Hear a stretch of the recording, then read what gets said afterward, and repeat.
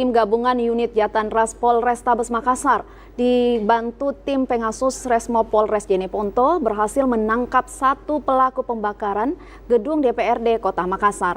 Pelaku ditangkap di Jalan Poros Bantaeng saat hendak menuju ke Kabupaten Bulukumba. Pelaku awalnya terdeteksi berada di Kabupaten Jeneponto sehingga tim gabungan melakukan pencarian di Jeneponto.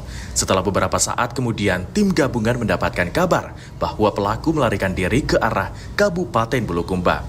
Sehingga tim dengan cepat melakukan pengejaran terhadap pelaku dan berhasil menangkap pelaku dalam wilayah Kabupaten Bantaeng.